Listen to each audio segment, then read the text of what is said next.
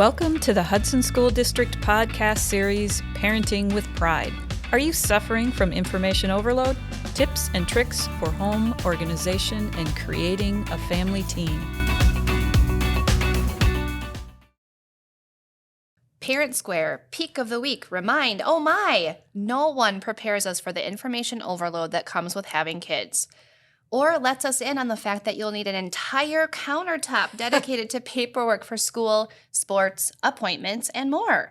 We are here with some tips and tricks to managing and prioritizing the information that we get while building a family routine. Oh my gosh, that is so true, Allison. Allison and Leah here with Parenting with Pride. Today's topic, managing all the things. Oh gosh. I'm just wondering if anyone's picturing their countertop. Oh, if you And, don't have a countertop spot that you're thinking of right now, you are just too organized for me. Oh gosh. I have 3 kids in 3 different buildings in this district, and keeping it all straight is a job. It's part of a job. And if I don't stay on it, we miss things. So it is really important as parents to, take in all the information that we're getting, but we have some tips and tricks here that hopefully will help you out. So start with the schedule. Yes. Allison, this has taken us a while to figure out. I think there's 2 pieces to this. There's the school schedule. There's things that come up, whether it's a field trip, you need to pack a lunch, whether it's conferences coming up, whether it's a school concert or a special day that they have to, dress for or something. So during the day things, but then there's also things in the evening too, especially if you're involved. Our community ed provides so many different activities and so many things that kiddos are involved in and you want them to be involved in. So managing the day and the night schedule. Dun, dun, dun, dun, dun. I feel like I always joke with my sisters and who have kids where it's like, okay, whose calendar is more color-coded? Who's got the more rainbow colors? I feel like I used to be a write everything down on paper person, and now just to be able to share everything with my husband, Luke, like we have our Google calendars, and I'm constantly looking at it to see, okay, this one's yellow. Yellow means Franklin. Franklin's got this. Yes. But I feel like that's helped us a little bit with just not having so much extra paper and extra stuff laying around or hanging on the walls when I actually have that with me all the time where I wasn't carrying a paper calendar around and then I would miss something. And the key for me too is put it in right away. So as soon as I get that letter or that email, I try to do it right away, put in those dates. And now that some of my kids are old enough to have their own calendars, their own phones, I will invite them. And that has been a game changer too, because it shares that responsibility and they see it and they get the reminders as well. Yes. So definitely color coding, having a calendar. Yes. A step further then each week what we do is we put it up on a chalkboard. So we have a spot in our house where each week I continue to color code it, but I put it up for everybody to see because not everybody is the age of having phones. And this way it lets the 2 grown-ups too see what overlaps and what we need to team up and where we need to be. Yes, because you don't have quite drivers in your house yet, but you still have all the things. And so sometimes it does overlap and they have and it allows everybody to have access then, even though even the people without phones, even the peeps that are too little for that. We also, side note, have added the dinner plan because there are people that are wondering, what's for dinner? What's for dinner? Well, what are we having? Well, what's going on? But I'm hungry right now. Yeah. So that would be just an insider tip if you have that going on that's sort of getting to you as the parent. Well, and I think having that board. Well, and even just having a plan, like I've always been a menu person just because then I'm not buying extra stuff at the grocery store. I'm not forgetting things and having to take multiple trips to Target. But thinking about that weekly schedule, like what will I have time to cook or make, or what would be easy for Charlie and Logan to help me? I mean, they're almost 10, so like they are taking some responsibility in the kitchen. Like what can I have them help me with? Oh, totally. When I have to be someplace else, or I'm running, Franklin somewhere, or we're coming back from school a little bit later. Yeah. Too. Well, now throw in the homework. because all of our kids are at the age where there's homework. When are you going to get it done? When are you going to do it? And so I think that board for us, where everyone can see the schedule, is a great heads up. It opens up a conversation. I'm noticing that Tuesday night you have 2 things going on. So you might want to plan ahead if you can do anything on Monday night, or know that Tuesday night it's going to be a little tight. Yeah. And just having that conversation and planning ahead, I think as adults, we feel great about that when we can see the plan, when we can think ahead and just have an idea of what to expect. It lessens our anxiety. And so it makes total sense that we would do that with our kids and give everybody access to that board, that schedule. Yeah. And with homework, I think then that just is a great segue into that. Look at the board. You're going to be home from 5 to 7. You can start to get your homework done before soccer or whatever it may be. We try to set the routine of doing it right after school, but I know you and I have talked about this. Yes. Not always does that work for everybody. Maybe they need a little downtime. Yes, I think we talked about this in a previous podcast too, with like just the organization of getting out the door. And I think it was the back to school episode. But, I really think that I think that you should do your homework right away. Why wouldn't you want to? You come home from school, it's 4:15. Now you have your homework done. You have the whole rest of the night in front of you. We'll eat dinner together as a family, and then you still have time to play outside or watch a show, play on your video games, whatever you choose to do with that extra time. But we were having a lot of trouble with our boys at home not being ready to sit down and do their homework right away. And so thinking about, I love how you, with your calendar, set it up where, okay, you've got these 2 hours, like this would be a great time to start it. You need to think about managing your time. I think this is a great way to kind of ease into that, where we'll say everybody has 30 minutes of kind of free choice time. Grab a snack after school. Right. I'm going to set the timer. You can do what it is that you want for your downtime. And then when that timer is done, we need to start our homework. And that's worked pretty well for our family. And I think even, make that homework time like a non-screen time for everybody. So then everybody is doing some kind of homework. Like we have a kindergartner, and so he uses that homework time for listening to mom and dad read stories. He's got some that he brings home and feels pretty important that he gets to start that homework job.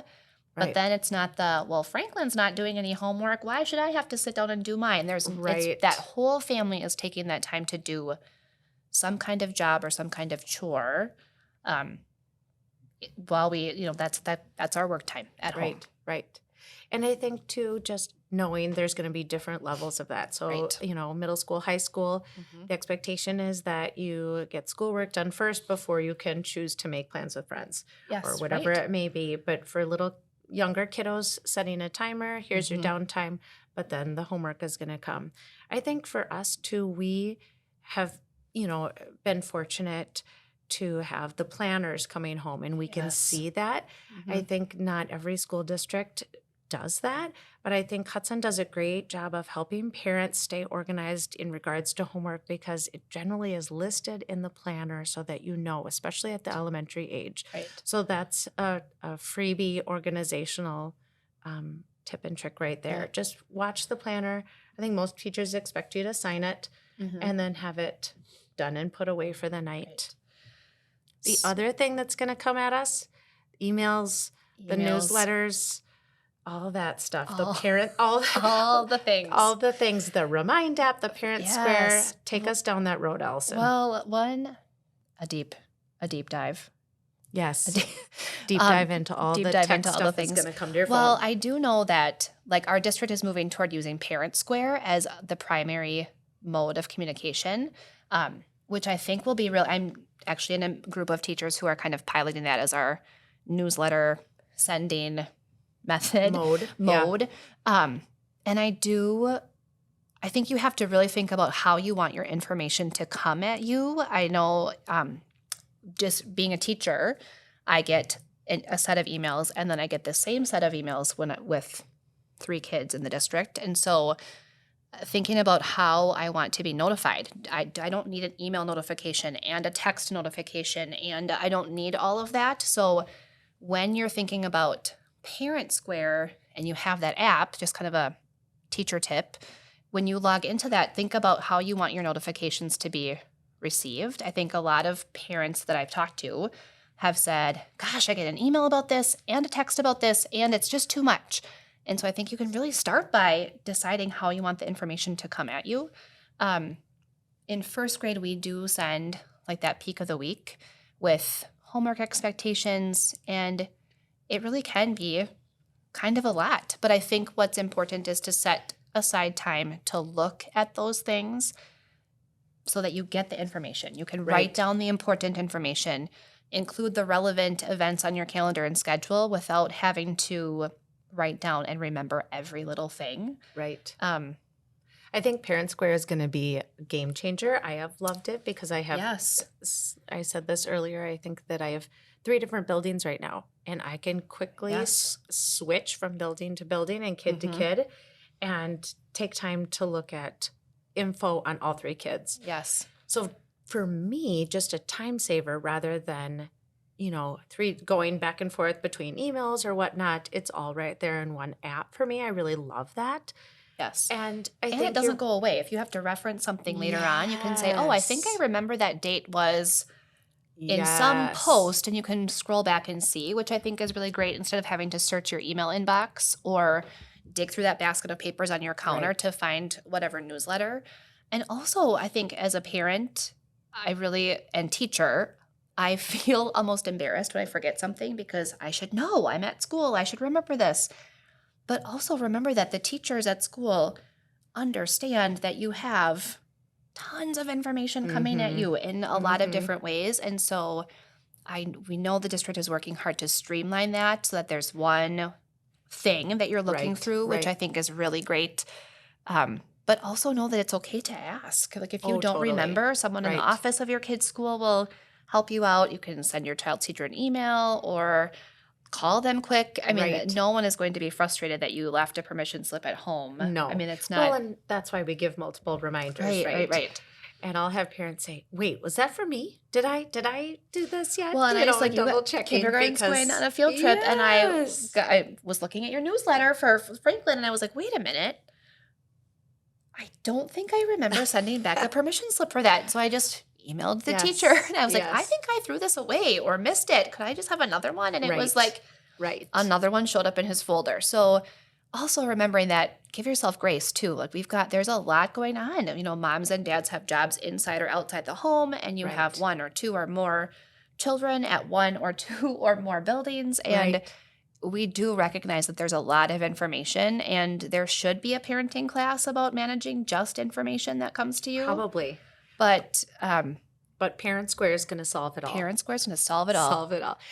Prior to Parent Square solving it all, what I have found works for us is if it's something that's really important. So something that the rules and expectations for the new class that he or she is taking, or that info for contacting the teacher, or that bus info that we get in the fall, anything like that. I have a huge magnetic clip that goes kind of in a side spot on our refrigerator, and it's like the important papers packet. And a few weeks or whenever I notice it, I'll go through, and if there's something I can recycle because it's done and over. But it is a spot. I think finding a spot for those, the hard copies that come home that you need to remember or access, and I only need this one more time, or I only need to reference this right before whatever. But having a spot, because I think in our family with 5 people, things are bound to get moved around. So, just like with your emails. Especially if you're at my house and the mom in the family is like, get this pile of stuff off of the counter. Yes. I feel like I'm the one moving it around because I don't know what it's for sometimes. Having a spot, I would say, for that. And then as far as you mentioned this, and I think it's a great spot or a great point, but as far as like those emails that come, if there's a date that you need, I would say just, try to get in the habit of putting it in right away, especially this message to new parents that are coming into the district, because the dates and the activities only get increasingly more frequent. So if you get into the habit of doing that, that would be another tip and trick I would throw out there to stay organized. Put those dates right away into your calendar. And I do think as your kids are able to have them start to manage that physical space, I think about like fourth grade this year in the fall, they had a couple of homework assignments that were community building things. And so not due right away, but you have a couple of days or a week to work on this. And I would say this kitchen counter is for cooking and preparing and eating meals. So you need to find a different spot for this. And so I actually gave each of our boys a little basket, and they have an office, like a little desk space in one of our extra rooms on the main floor. And so I said, okay, this is the Charlie basket. Like if you have papers that you need to hold on to, put them in your Charlie basket, and really inviting them to go through that once a week, which ends up sometimes being once a month-ish. But we're inviting them to help tidy up that physical space and start someplace with that responsibility, because there will come a time where I just can't manage your schedule. You need to be in charge in the driver's seat of this, and I will support you and help you and coach you. But we have to start small if we're going to expect that big action later. So like right now in Franklin's basket, it's like the first paper he wrote his name on in kindergarten because he just can't let it go.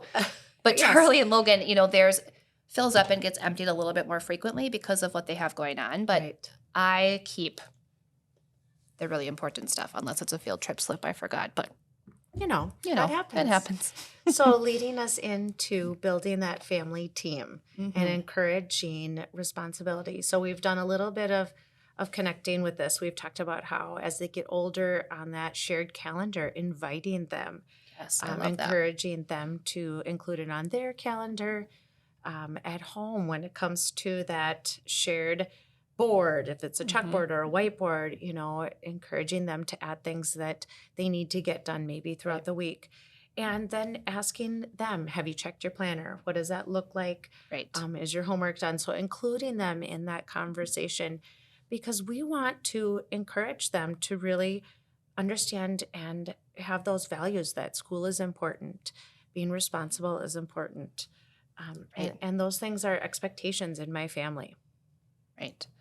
And we also think about, just whenever I think about how busy we are, we have boys in sports and student council and DI and all the things. And they, carving out that time for our families too is still really important. Yes. So really spend time kind of creating that list of things, list of expectations and what you really value and hold important as a family, but then really holding to that family time and that family unit, because that's so important. I just think that time is so precious, and it can get gobbled up really quickly by all the things, but then you bring it back to what's important. Bring it back to what's important. Yeah. And you said before, the team word, I think we have to remember that as a family, we are a team, and really as the co-captains of the team, if there's more than one parent in your house, or the captain of your team, really being the model for what's expected and what's important, and